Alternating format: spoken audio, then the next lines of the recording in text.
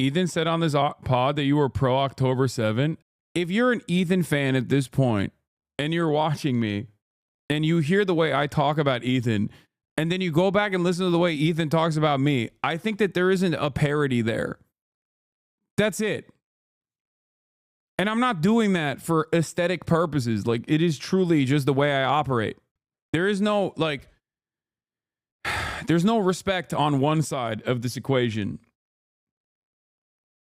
It's asymmetrical.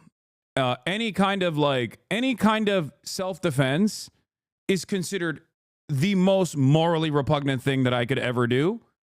But Ethan can say whatever the fuck he wants, including playing games that were made by Destiny's community that liken me to fucking Osama bin Laden.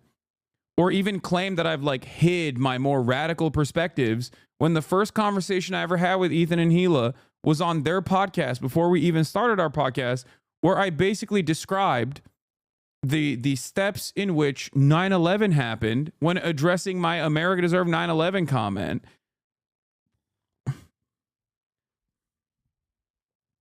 And he was understanding, because the thing that left from this equation is respect and charity.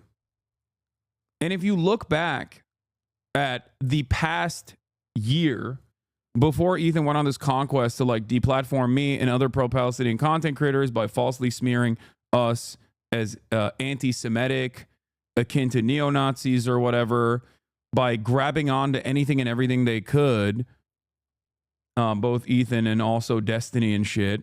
And especially when like Ethan already has a fuck ton of haters. Like, I could have just gotten on the fuck Ethan train. You know what I mean? Oh, Leftovers podcast ended because Ethan and I had disagreements on Israel-Palestine because he's a huge Zionist. Like, I could have done all of that. You know what I mean? That would have been, I'd probably be getting fucking celebrated by Keemstar at that point in the way that Ethan is getting celebrated by Keemstar now. The difference is, I don't give a shit about that. I don't think that that's a productive way to approach anything. So he just completely decided to cut off all charitability and all respect and just go on this endless conquest. They're going to clip that. Yeah, they can if they want to. But my point is, I didn't do that because I don't believe that. That's not how I operate. And that's not what I think is like appropriate. Okay? I don't think it's appropriate. And that's my criticism of what Ethan has been doing, which is the inverse of that, the opposite of that. He pulled the fuck Hasan ripcord like he was just holding on to dear life. For a year, I defended him against people in my community that were very upset with some of the things that he was saying. Not really fully paying attention to everything he was saying, but still. And that was because I don't think it was appropriate or productive to just like turn around and just be like, yeah, fuck this guy or whatever. It's stupid. But after all of that, he still turned around and was like, Hasan is a fucking radical terrorism supporter. Like, that's crazy. At first, it was hurtful. And now it's just like, I don't even know what to say, you know?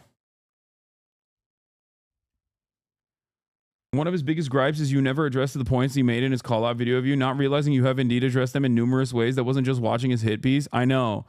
I don't know why he thinks like if I watched the hit piece silly compilation that he put together through like with Destiny moderators, somehow magically, the world would come to peace or some shit. And yeah, the time frame where he did that was also not beneficial nor productive, and it was very silly. It was so drama laden when a genocide was ongoing, and the genocide is still ongoing, but at least I have more time now.